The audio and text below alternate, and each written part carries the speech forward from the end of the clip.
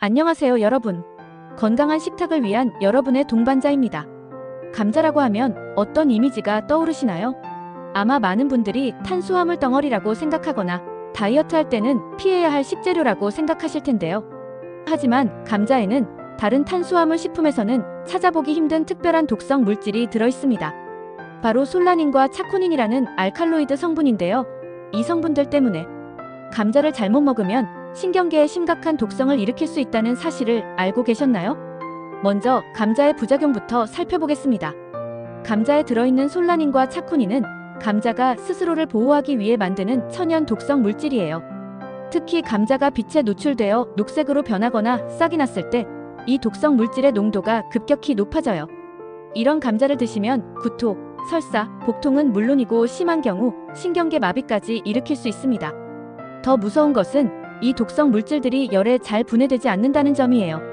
그래서 아무리 잘 익혀도 독성이 그대로 남아있을 수 있거든요. 감자의 혈당 지수도 많은 분들이 간과하는 문제예요. 감자는 혈당 지수가 90에 가까울 정도로 매우 높은 식품입니다. 이는 설탕보다도 높은 수준이에요. 특히 으깬 감자나 감자튀김같이 가공된 형태로 드시면 혈당이 급격히 올라가서 당뇨병 환자에게는 매우 위험할 수 있어요. 인슐린 저항성이 있는 분들이 감자를 자주 드시면 당뇨병 발병 위험이 더 높아질 수 있습니다. 더 놀라운 사실은 감자에 들어있는 아크릴 아마이드라는 발암 물질인데요. 이는 감자를 고온에서 조리할 때 자연스럽게 생성되는 물질이에요.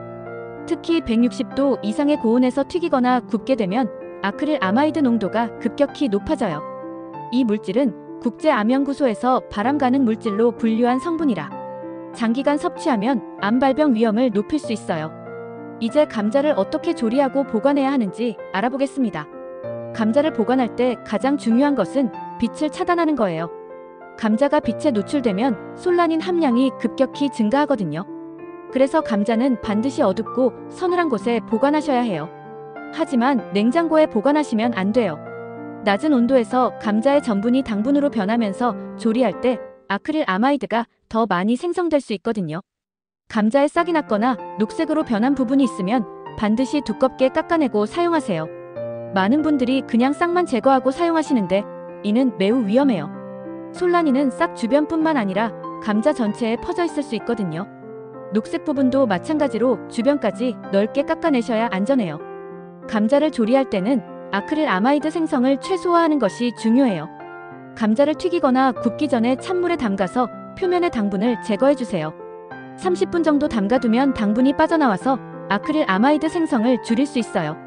또한 조리 온도를 160도 이하로 낮추고 너무 바삭하게 익히지 마세요. 갈색으로 변할 정도로 익히면 아크릴 아마이드가 많이 생성돼요. 감자를 삶을 때는 껍질째 삶으시는 것이 좋아요. 껍질이 영양소 손실을 막아주고 솔라닌도 대부분 껍질 부근에 있기 때문에 삶은 후 껍질을 벗기면 독성 물질을 어느 정도 제거할 수 있어요. 하지만 역시 녹색 부분이 있는 감자는 껍질째 삶아도 안전하지 않으니까 미리 제거하시는 것이 중요해요. 그렇다면 감자를 어떻게 먹어야 건강에 좋을까요? 가장 중요한 것은 혈당 상승을 완만하게 만드는 방법으로 드시는 거예요. 감자만 단독으로 드시지 마시고 반드시 단백질과 지방, 식이섬유가 풍부한 식품과 함께 드세요. 예를 들어 삶은 감자에 올리브 오일을 뿌리고 샐러드와 함께 드시면 혈당 상승을 어느 정도 늦출 수 있어요. 감자의 일회 섭취량도 중요해요. 중간 크기 감자 1개 정도가 적당하고 이는 약 150g 정도의 양입니다. 특히 당뇨병이나 혈당 조절에 문제가 있는 분들은 이보다 더 적게 드시는 것이 좋아요. 하루에 100g 이하로 제한하시고 다른 탄수화물 섭취량을 줄이셔야 해요. 감자를 드시는 시간대도 중요해요. 저녁보다는 오전이나 점심에 드시는 것이 좋습니다. 저녁에 감자를 드시면 혈당이 높은 상태로 잠들게 되어서 수면의 질에도 영향을 줄 수 있고 지방으로 축적될 가능성도 높아져요. 운동을 하시는 분들은 운동 전 1시간 정도에 드시면 에너지원으로 활용할 수 있어서 좋아요. 체질별로도 섭취법이 달라야 해요. 소화력이 약한 분들은 생감자나 덜 익힌 감자를 피하시고 충분히 익혀서 드세요. 찬 체질인 분들은 따뜻하게 조리해서 드시고 열 체질인 분들은 삶아서 식힌 후 샐러드로 드시는 것이 좋아요. 특히 위산 분비가 많은 분들은 감자를 너무 많이 드시면 위산이 더 늘어날 수 있으니까 주의하세요. 이제 감자의 검증된 효능들을 알아보겠습니다. 감자에는 비타민C가 상당히 많이 들어있어요. 중간 크기 감자 한 개에는 성인 1일 비타민C 권장량의 약 40%가 들어있거든요. 더 좋은 점은 감자의 비타민C는 전분에 둘러싸여 있어서 열에 잘 파괴되지 않는다는 거예요. 그래서 삶거나 찌는 조리법으로도 비타민C를 충분히 섭취할 수 있어요. 감자에 들어있는 칼륨도 주목할 만한 성분이에요. 칼륨은 나트륨 배출을 도와서 혈압 조절에 도움을 줘요. 특히 고혈압이 있는 분들에게는 도움이 될 수 있지만 신장 기능이 약한 분들은 오히려 칼륨 섭취를 제한해야 하니까 주의하셔야 해요. 감자에는 저항성 전분이라는 특별한 성분이 들어있어요. 이는 식이섬유와 비슷한 역할을 해서 장내 유익균의 먹이가 되어줘요. 특히 감자를 삶아서 식힌 후 드시면 저항성 전분 함량이 더 높아져서 장 건강에 도움이 됩니다. 하지만 이것도 적당량 드셨을 때의 이야기라는 점을 잊지 마세요. 감자에 들어있는 플라보노이드 성분들도 건강에 도움이 돼요.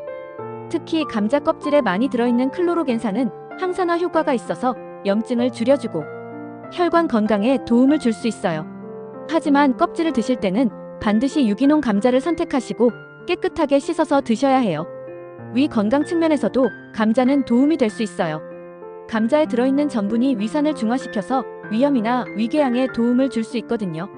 실제로 감자즙을 위 건강을 위해 드시는 분들도 있어요.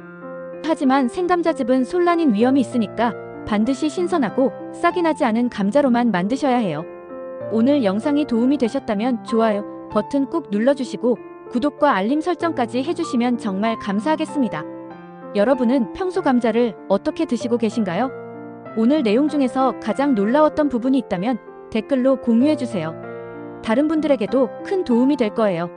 오늘도 한 가지 더 현명해지셨죠?